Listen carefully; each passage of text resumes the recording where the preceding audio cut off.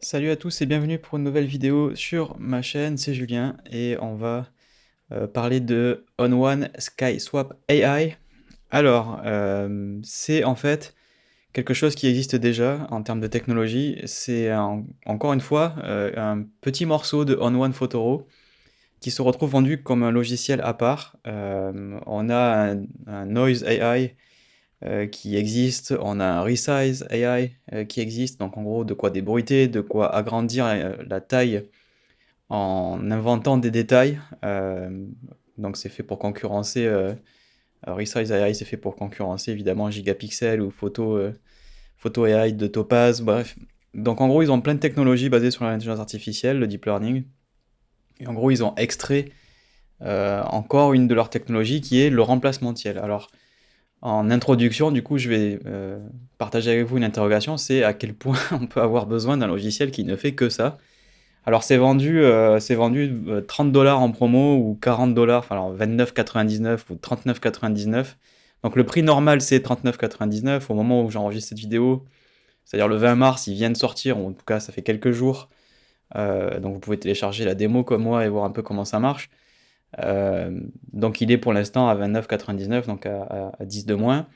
Juste pour situer un peu les choses, le prix normal de On1 complet, c'est 99,99 je crois, c'est-à-dire bon, en gros 100 balles, enfin 100 $, avec le cours du dollar en ce moment qui nous arrange pas trop, puisque l'euro a été beaucoup plus fort à une époque, il est moins maintenant, donc en gros on est pas loin de la parité il me semble. Donc ça fera peut-être, voilà, c'est autour de 100 € le prix normal, et là il est en prix barré, donc aussi pour les soldes de printemps, et il est à 80 $. Donc tout ça pour dire que bon, il y a 60 $ d'écart entre les deux. Évidemment, pour une utilisation, on va dire, récréative, pour quelqu'un qui a besoin de temps en temps de changer des ciels, je vais pas vous dire, bah, vous ferez mieux de prendre un logiciel complet. Mais ma question, c'est à qui ça s'adresse, comme d'habitude.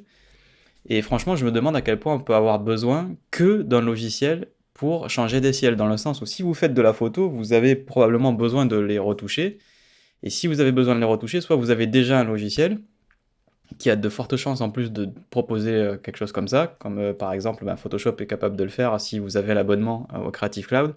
Bon, j'imagine que si vous regardez cette vidéo, c'est probablement que vous n'avez pas d'abonnement au Creative Cloud, mais voilà, la question mérite quand même de... On peut se poser la question d'avoir des besoins qui vont quand même nécessiter de faire plus que de changer le ciel, et dans ce cas-là, effectivement, 60 $ d'écart, donc en gros, payer 100 balles au lieu de 30, c'est pas complètement farfelu, quoi. Donc je me demande comment ce truc se positionne. Donc ça voudrait dire que vous avez déjà un logiciel, mais qui ne fait pas ça. Donc en gros, c'est pas Photoshop. Par exemple, vous avez, je sais pas, Affinity Photo, par exemple. En général, ce genre de logiciel, c'est appelé à ceux qui veulent pas s'abonner. Donc on va pas prendre exemple sur Capture One, qui est encore pour l'instant dispo. Je me souviens même plus s'il y a encore une licence perpétuelle, mais bon, même eux, ils sont passés à l'abonnement. Donc en gros, vous avez Affinity Photo, il n'y a pas de truc qui fait un remplacement de ciel en claquant des doigts, et vous avez absolument besoin de faire ça, et vous ne voulez pas vous abonner, donc vous voulez un petit logiciel qui le fait. Bon, ok, peut-être que là, ça peut vous intéresser. Bref, c'est assez curieux. Bon, là, c'est pas très cher non plus, donc en même temps, ça mérite, je pense, pas beaucoup plus. Donc on va prendre une photo, on va voir comment ça marche. Alors, ceux qui ont déjà ouvert un logiciel en One ne vont pas être choqués, donc on va prendre un truc comme ça. J'ai des photos de Bretagne où les ciels n'étaient pas forcément dingues. On va prendre un truc peut-être un peu plus... Là encore, il y avait de la texture, là on va prendre ça. La photo est pas ouf, hein, on va pas se mentir, mais c'est juste pour... on va voir de la technique là, hein, je vous apprends pas à faire une belle photo. Donc vous avez l'interface typique des logiciels On1, une boîte à outils sur la gauche, on a à droite le panneau avec tous les réglages. Donc en gros, ce que ça fait, c'est que ça crée un masque par défaut. Donc, par exemple, si je clique ici, on va pouvoir voir le masque. Donc ça c'est cool. Donc si je mets affichage, on voit comment le masque a été généré. Du coup, le premier truc c'est est-ce que le masque est-ce qu'il est bien fait, quoi, parce que si ça se raté, ça va être compliqué. Et en fait, bon, je dois avouer que quand même, ça détourne plutôt pas mal, quoi. Ça marche plutôt bien, c'est-à-dire que là, il m'a fait un détourage qui est bon. Alors pour l'instant, on n'a pas incrusté de ciel, donc on peut pas voir, mais euh, c'est pas mal, quoi. Enfin, il m'en a mis un par défaut, mais j'ai pas eu un des ciels à moi. Donc si je cache SkySwap AI, voilà ce que ça donne. Effectivement, on voit que ça marche à l'horizon plutôt bien. Il y a juste quelques petits trucs, vous allez voir, qui posent un peu problème, notamment dans la qualité des ciels qui sont affichés. Alors, Ici, vous voyez que dans l'aperçu, on a une compression JPEG qui est quand même dégueulasse, hein, il n'y a pas d'autre mot, c'est vraiment atroce. Vous voyez que on voit la compression qui est quand même vraiment très très très vilaine. Donc le premier truc qu'on va faire, c'est qu'on va aller dans Fichier, exportation rapide, et on va cracher sur le bureau. Qu'est-ce qu'on va cracher? On va cracher un petit JPEG, ou même un PNG plutôt, et juste on va regarder vite fait, est-ce que ce truc-là se retrouve dans est-ce que ça se retrouve dans le résultat final, parce que vraiment on va regarder les autres images, je vais vous mettre d'autres ciels, et vous allez voir qu'à chaque fois c'est quand même très compressé, donc c'est vraiment pas... ça commence pas bien, quoi, j'ai envie de dire, mais on va quand même vérifier que c'est pas l'exportation. Donc vous voyez que les perfs au niveau de l'exportation, c'est pas fifou. Tout ça se fait sur SSD, là, tout ce que vous voyez se fait sur SSD. Le remplacement de ciel a pas pris beaucoup de temps. Là, je suis sur un MacBook Air M2. Celui qui a le plus de RAM et le plus de cœur, GPU en tout cas, parce que de toute façon, ils ont tous 8 cœurs CPU, donc c'est quand même une bonne machine, hein. Vraiment, les M1 et M2 sont hyper efficaces. Et on va ouvrir le JPEG. Et je pense que ce truc-là il prend tout son sens quand on met ses propres ciels, en fait. Et si, en fait, on a, regardez, la compression qui s'affiche ici. Alors je sais pas si... je le connais pas ce logiciel, ça vient de sortir, je sais pas si c'est fait exprès, si c'est en gros on voulait dire qu'il faut pas s'attendre à une bonne qualité. Moi si c'est ça, je trouve ça un peu con, hein, je vais être très honnête avec vous. Soit vous donnez des ciels et ils sont jolis pour que les gens puissent s'en servir, soit vous les donnez pas, parce que là en l'occurrence c'est inutilisable, quoi. Une petite transition pour vous parler de ma newsletter. Vous pouvez vous inscrire sur julien.com/YouTube. En allant sur ce lien, vous pourrez aussi obtenir un coupon de 10% lorsque vous vous inscrivez à la newsletter. C'est valable sur tout mon catalogue tuto.com pendant un mois, donc ça vaut le coup. Dans la newsletter, vous allez retrouver d'autres coupons de réduction, c'est-à-dire que quand je fais certaines promos, je vais pouvoir en parler en premier lieu sur la newsletter, donc vous aurez un accès privilégié à mes promos. Je vais partager des presets Lightroom et Capture One, vous offrir des fichiers bruts, vous faire un résumé de l'actualité photo. Alors je vais pas remplacer les sites d'actualité, mais juste les points les plus marquants, les trucs qu'il faut absolument savoir dans la semaine, avec aussi un aperçu exclusif aux prochaines formations, et de temps en temps des concours pour qu'on puisse voir ensemble tout ce qu'on peut faire de fun autour de la photo et de la retouche photo. Voilà, donc c'est une fréquence de 1 fois par semaine. Vous pouvez évidemment vous désinscrire quand vous voulez. Tout ça est géré avec toutes les règles de contenu et de stockage des données en vigueur. Bref, il n'y a pas de spam où je vais pas vendre les fichiers ou je ne sais quoi. Donc voilà, tout ça est fait proprement. J'aime pas plus que vous recevoir des trucs que je ne souhaite pas. Vous vous inscrivez pour bénéficier de tout ça. Si vous en avez assez à un moment, vous vous désinscrivez. C'est effectif immédiatement. Bref, pas de lézard. Voilà, c'est tout ce que je voulais vous dire. On reprend la suite de la vidéo. Donc déjà, premier truc, les ciels qui sont donnés, il y a des problèmes. Bon, là, c'est pareil, vous voyez là-haut la compression JPEG qui est atroce. Donc vous pouvez évidemment mettre vos propres ciels, donc on va faire importation, et là vous pouvez aller chercher des ciels, chercher vos propres dossiers, quoi, en gros. Donc voilà, il vous demande l'autorisation sur Mac d'accéder à certains dossiers, comme tous les logiciels. Maintenant, pour des raisons de sécurité, c'est un peu chiant, mais c'est compréhensible. Vous allez chercher votre dossier, vous avez pris en photo des ciels, moi j'en ai plein. On va pas le faire, c'est juste que ça va marcher, ça va remplacer avec un ciel à moi. Évidemment, vous pouvez lui donner à manger des fichiers bruts, donc vous pouvez lui donner à manger des ciels qui soient super jolis, du coup, super propres en tout cas. Bon, l'autre chose, c'est quoi? C'est au niveau des contrôles, c'est-à-dire, imaginons que ça se passe pas, c'est-à-dire on va prendre... alors évidemment, il faut que les trucs se mélangent, il faut que ce soit plausible, c'est-à-dire que si vous prenez une photo comme ça en plein après-midi, avec un ciel couvert, il n'y a pas d'ombre parce qu'on voit pas le soleil. Si vous balancez un sunset, donc en gros un ciel couchant, alors vous remarquez qu'il a l'intelligence de teinter ensuite le résultat avec un éclairage de premier plan, parce qu'évidemment sinon c'est bizarre, donc il a quand même cette intelligence, mais par contre il n'y a pas d'ombre, donc on voit quand même à 12 km que vous avez remplacé le ciel, hein. Regard, j'ai envie de dire, éduqué ça, mais quand même, c'est quand même un peu vilain, quoi. Donc si jamais vous voulez un petit peu limite faire des retouches ici, donc déjà on peut définir l'horizon, on peut définir l'opacité. Donc l'horizon, ça veut dire à quel point la photo elle est placée au bon horizon par rapport à la photo d'origine. L'horizon en plus c'est un peu embêtant, c'est-à-dire que si je me mets à un affichage, on va réduire un petit peu, on va vous montrer, je vais vous montrer l'ensemble. Voilà. Alors l'horizon sur la photo de ce que je vous ai donné, il semble être...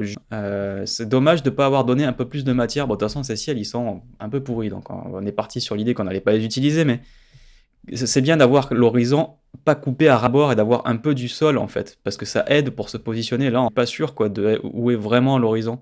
Donc évidemment, il faut que les horizons ils matchent. C'est quand même un peu une règle de base. Donc là, par exemple, il serait plutôt comme ça. Et du coup, on n'a pas assez de matière en haut. Donc vous avez un effet d'échelle qui est possible, pour qu'on puisse agrandir. Et là, ça marche à peu près, quoi. Donc sur l'horizon ici, vous voyez que j'ai évidemment un mélange qui se fait avec le bord. Alors ils appellent ça bord de fonte. C'est un vocabulaire qui n'a absolument rien de photographique. Et comment encore, je le déplore, mais avec ON1, la traduction, c'est du Google Translate de base. Donc vraiment, ils ont mis des termes français qui ont rien à voir. Bord de décalage, c'est quand même un peu limite. Donc en gros, vous pouvez définir à quel point il y a un fondu entre le masque et le ciel. Vous voyez que ici, c'est pas méga réactif. Mais en gros, voilà ce que ça donne. Si on met tout à -100, on a vraiment tout d'origine et on a quasiment plus le masque.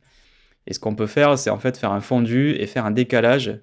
Donc si je me décale beaucoup en bord de fonte, ça veut dire quoi? Ça veut dire qu'en fait l'ancien ciel, à partir du bord de l'image, donc qui est ici sur le sunset que j'ai rajouté, eh bien en fait il disparaît progressivement en montant. Donc ça permet en gros de mélanger l'ancien avec le nouveau, quoi. C'est ça que ça veut dire. Donc ça veut dire que si votre masque ici il pose problème, vous pouvez déjà faire un fondu, y compris avec des changements d'ambiance assez radicaux comme je viens de le faire ici. En l'occurrence, mettre un coucher de soleil sur une image comme ça, c'est quand même un petit peu idiot, quoi. Mais ça peut marcher grâce à ces deux glissières ici, et surtout au fait qu'on a rééclairé tout le premier plan. Bien entendu, si on enlève l'éclairage du premier plan, là vraiment c'est flag.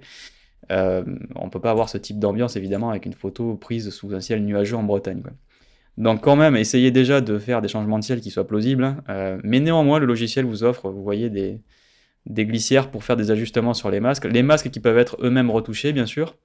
Donc quand je travaille sur le masque là-haut, vous voyez que j'ai la barre d'outils qui change, où on peut en fait faire des ajustements avec le pinceau, avec aussi le nouveau système de Quick Mask AI, où en gros vous visez quelque chose et il vous fait le détourage. Donc on pourrait prendre par exemple, on pourrait enlever et le faire rentrer directement et le refaire à la main, quoi. C'est-à-dire en gros on peint l'horizon et on refait le masque. Mais bon, le résultat est tellement bon de base, c'est quand même un truc qui a réussi dans le logiciel, c'est que les masques qui sont détectés par défaut sont vraiment très bons.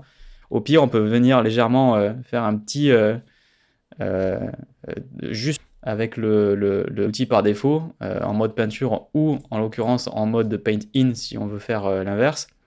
Vous voyez qu'on peut changer la taille de la brosse et du coup ça va permettre de faire un petit lissage si jamais il y a des petits bouts qui ont été ratés, par exemple des petits bouts d'arbres qui ont été ratés, on peut venir les récupérer comme ça avec l'outil qui est présent par défaut, quoi.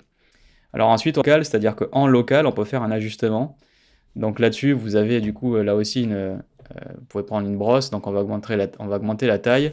Et si j'ai envie, je peux faire une retouche sur le premier plan par exemple pour venir rattraper quelque chose. Donc par exemple si j'ai envie de peindre avec la couleur pour faire un plan, donc on va mettre par exemple remplacer la couleur à la place.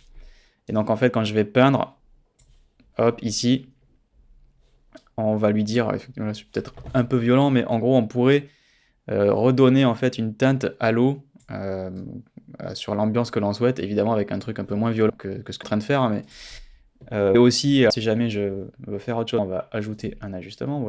On peut par exemple dire à la place, plutôt que de peindre avec la couleur, on va peindre la balance des blancs et on va peut-être augmenter un petit peu l'exposition, faire un très léger effet de lumière. Et maintenant si je peins, hop, alors je suis allé quand même hyper fort sur la balance. On va faire un +1 et ça va me permettre de colorer. Elle est encore un peu verte, un peu que ça se mélange un peu plus. Vous remarquez que là les performances sont pas dingues. C'est-à-dire que là j'appuie et on voit la brosse, enfin en tout cas au moment que j'enregistre, moi je le ressens beaucoup, il y a un gros lag sur la brosse, donc les performances sont vraiment pas ouf.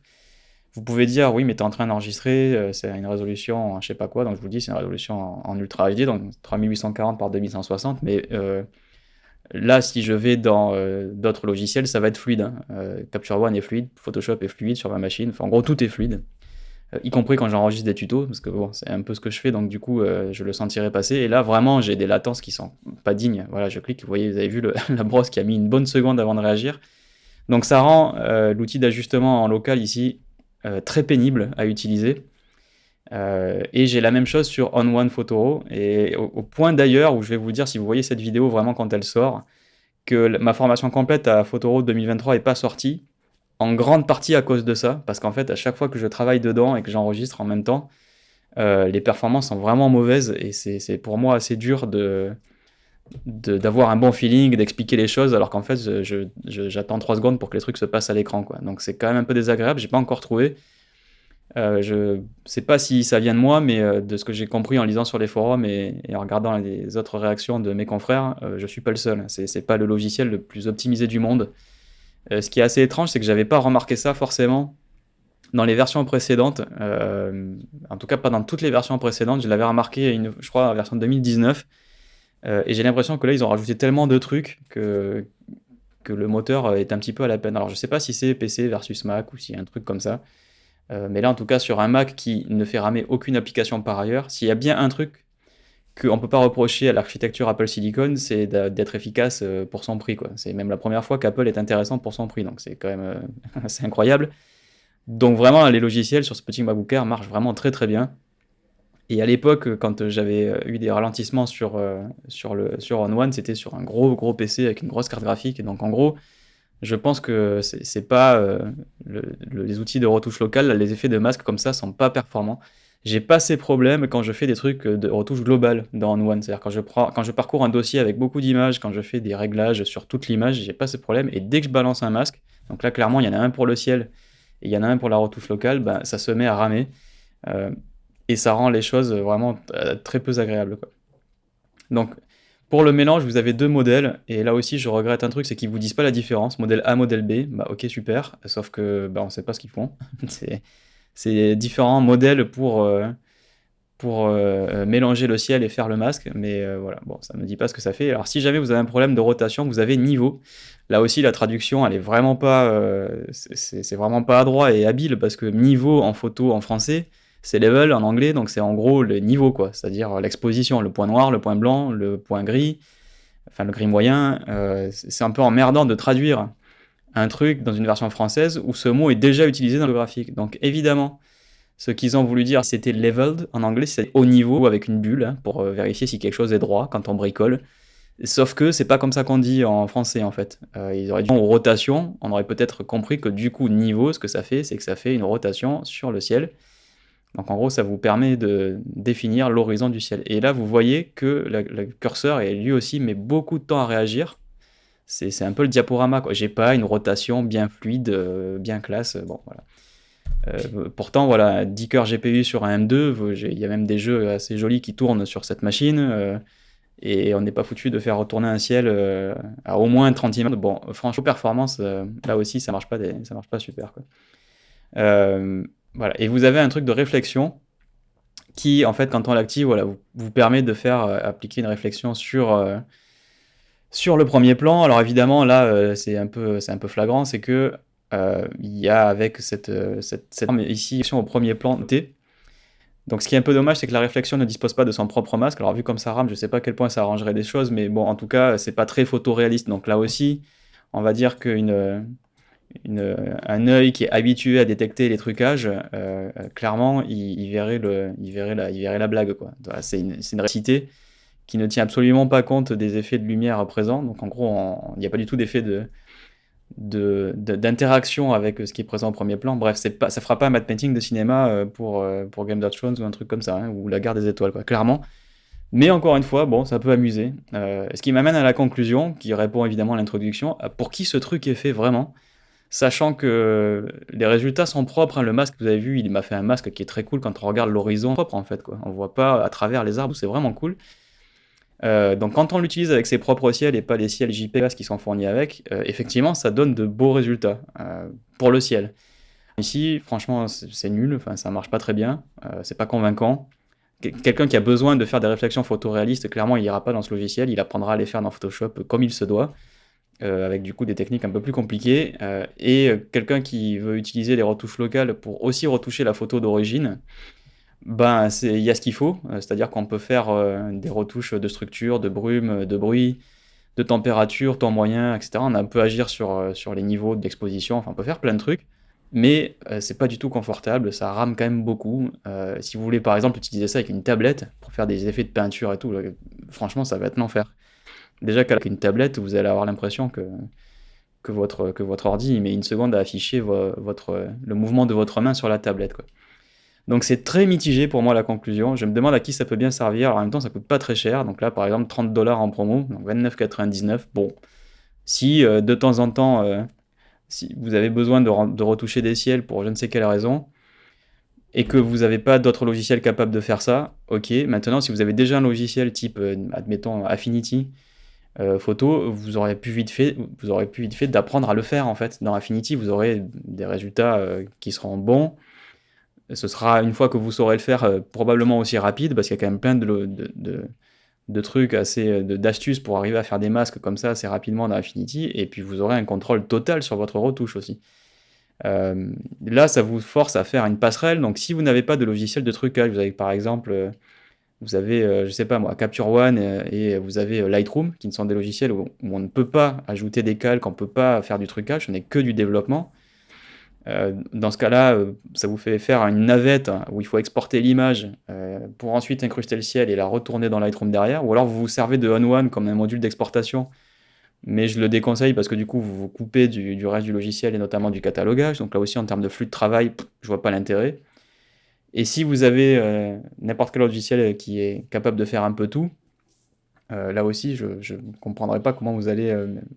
Enfin, quelle est vraiment la valeur ajoutée, quoi, si vous avez un truc style, je réfléchis, mais un truc style Luminar par exemple, qui peut faire ça, et qui est aussi capable de faire tout ça, vous avez déjà un module de changement de ciel en fait dans Luminar, quoi. Donc vraiment ce bout de technologie, je pense qu'ils se sont dit, bon on l'a, on va le sortir, ça va peut-être servir à quelques personnes, on le fout à 30 balles, et de toute façon nous ça nous coûte pas grand chose à part faire une page de plus sur notre site web et ils ont passé un peu de temps du coup à en parler, donc ils ont fait un petit peu de marketing, mais bon, vu que la technologie était déjà là, je pense qu'ils l'ont sorti et qu'ils se sont dit ça répond. On a dû leur demander peut-être aussi. Mais tout ça pour dire, suivant comment vous vous positionnez dans votre utilisation de la photo, on n'a pas tous les jours besoin de changer des ciels. Et si c'est quelque chose que vous avez envie de faire sérieusement, il y a trop de lacunes dans ce logiciel pour vraiment pour que ça ait un réel intérêt, quoi. Si les technologies d'N1 vous intéressent et que vous avez besoin d'un logiciel qui est fait pour retoucher vos photos, bah, je sais pas, économisez un petit peu, achetez-vous One Photoro parce qu'il y a plein de trucs intéressants dans Photoro, ça parcourt les images, on peut les trier, on peut les développer, on peut faire beaucoup plus de trucs que juste changer des ciels, on peut débruiter, on peut augmenter la résolution, et donc il y a tous les outils d'intelligence artificielle qui sont inclus dedans.